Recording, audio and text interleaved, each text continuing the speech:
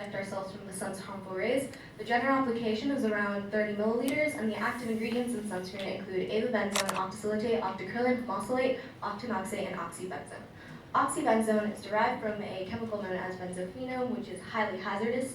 However, because of its ability to absorb UVA and UVB sun rays, it is found in sunscreen. However, it has been found that oxybenzone can cause rashes and damage to genetic DNA cells. The Terrestrial cochineal is native to Okinawa and is also found in the shallow beaches, and is also known as the orange sun coral. Coral in general is a foundational species, and what this means is that other organisms depend on coral as a space for living. It is also a paleoclimate indicator for its proxy data and its bands. Similar to a tree's rings, the data found in the bands can indicate changes in the environment that can range from pH, salinity, and temperature.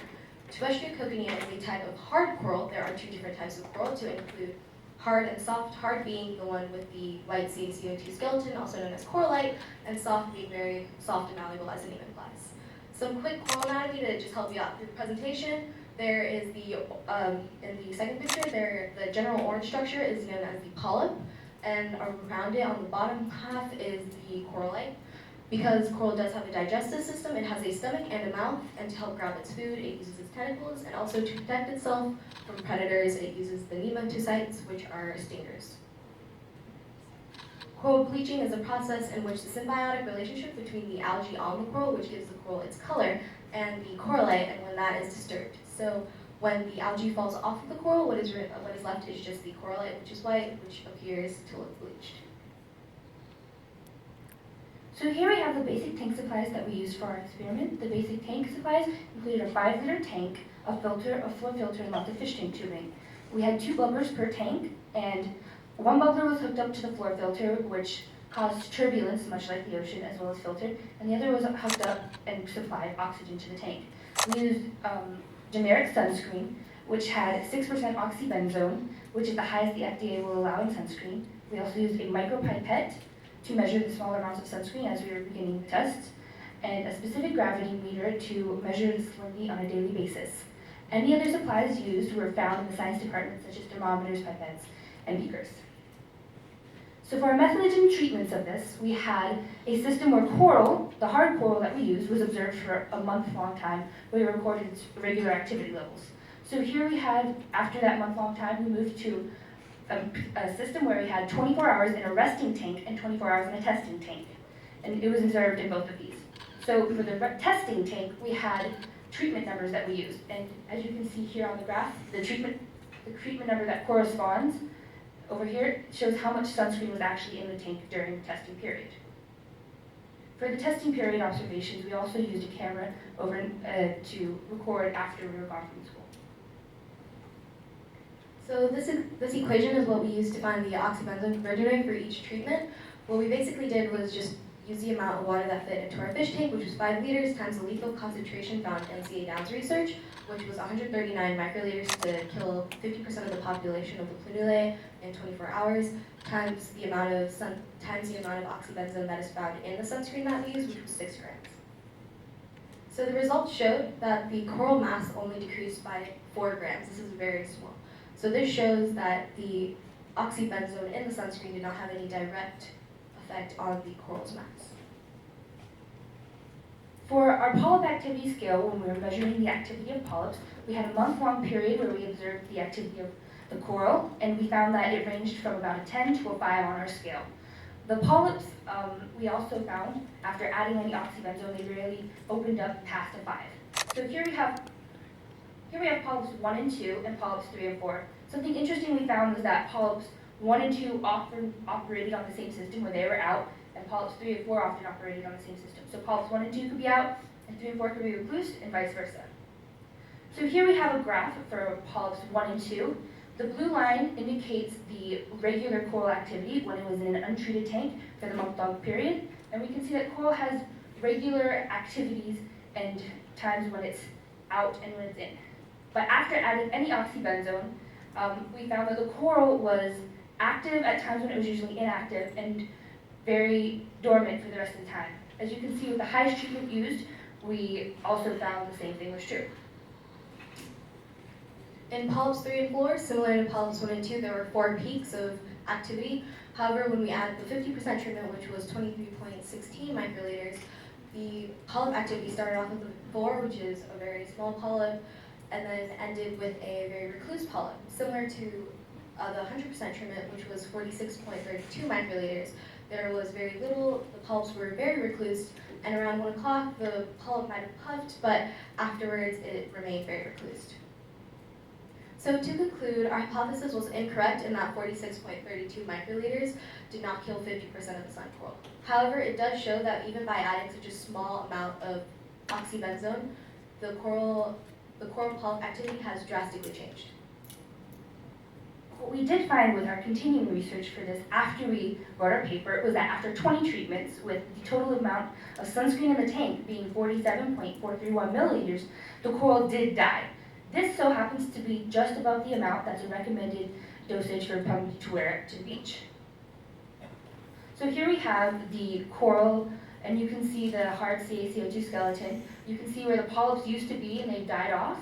Here we have, on this picture, very, very recluse polyps coral on the brink of death. We'd also like to add that this is the coral that we used for the project, right here, and shown in the picture. So some limitations that we had in this project was that we did have a very small population size to test.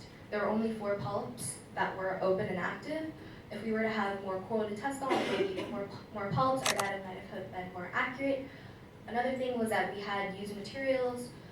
So in our tank, we started off with the problem having too much silica that produced bacteria. And another thing that we had to consider was that there were other organisms on the coral because it is a foundational species. So there were snails, worms, and other plants that were on the coral itself. For further research, we thought it would be important to test any of the other active ingredients in sunscreen. We largely based the fact that oxybenzone was what was affecting coral based on C.A. Downs' research. So to test something such as avobenzone or octazolate would be very eventful, we believe, to this project.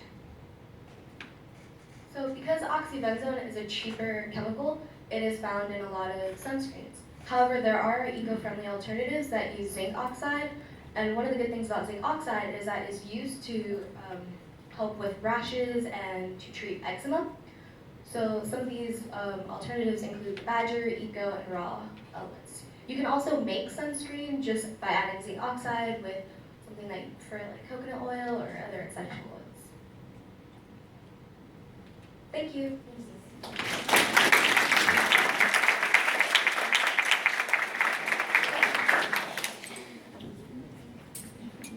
Any questions?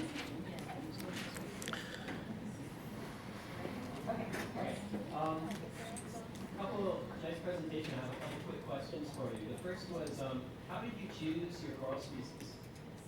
We chose our coral species because the Chibestria coconea is found abundantly by the shores of Okinawa. So we thought this would help us. We thought that it would be very conscious of Okinawa and conscious of the environment that we both grown up in. Okay, and so you collected these corals from somewhere at the beach, or how did you get these into your tank? Yes, so the corals here that we have to begin with, the Aquaphora, we bought these off of a fish tank vendor. Online, okay. Yes, and then this one was supplied to us by one of our teachers. Okay, so I guess you don't know initially how deep or how shallow they were, etc. No. Okay. And the other question, basically you've shown in the closed system that perhaps the oxybenzone has a negative effect on the coral. So this is the first step often to prove something. The next step would be to do this in an open system, the ocean, right? So what do you think you could do in nature, in situ, so to speak? How could you try to prove this out, say, at tsunami on the beach? Well, if we were to do this in an open nature, I would first hope that we have it enclosed, so it wouldn't affect any other organisms. But I feel like we have, as I said earlier, the oxybenzone could contaminate an entire liquid-sized swimming pool. So I'm assuming we have just about that length, and we test a lot of the species and see if the different active ingredients would affect it. Okay, yeah, that might another thing you could do at summer, so if we walk to the beach and just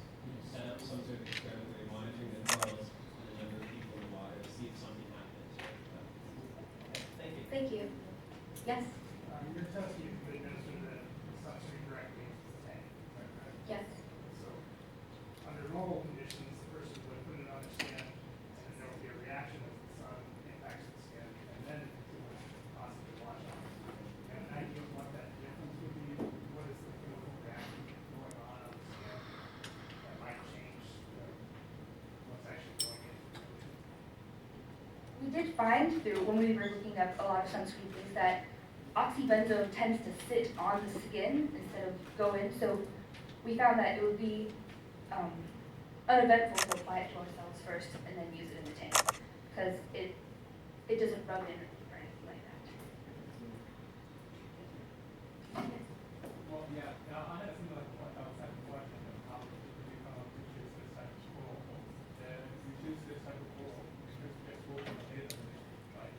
And did you consider other types of coral which may have similar effects as well? Yes, we considered the aquaphora. However, when we first started the project, we had some difficulties maintaining it because this was our first time trying to treat coral and maintain it. So we did have some difficulties because we were also planning on, as I said earlier, doing the aquaphora today. So, Well, if I'm right, I think this type of orange coral has different characteristics than other common species. Now, this type doesn't have a xerophila. yes, xerophila. If such difference makes any difference resistance or tolerance, that would, I think, be a good study. Any more questions? One more. You use a 151% scale to assess all activity, Yes. which is a subjective assessment. Yes. Anytime you have a subjective assessment, you have a risk of reducing bias in the study. Did you consider that? Were there other proxies for fault activity that might use in the future? Yes, but we sort of skewed the scale so that if the pulp activity was open and active, that would be at a higher scale rather than if it was loose and closed. We know when the coral came to us, it wasn't at its healthiest and had at its best it could be, so we used it based on what we had available to us. Any other questions? Yes. Sorry, so you had your colonies and you had your colonies going in one tank? You didn't split it into separate tanks when you were testing? When we used it from this Yeah. specific coral, so we transferred it between the sunscreen tank and the control tank on a daily basis. Okay. Did you also have a control? Yes. That you were just transferring with no sunscreen added? Because the transferring might actually be stressful to the coral.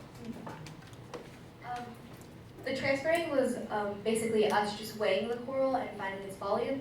And when we did the month-long observations, we pretty much did the same thing. So Yeah. that was our. Okay.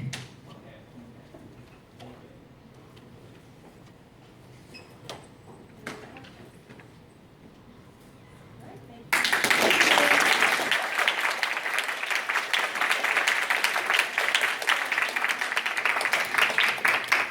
Good job, mommy.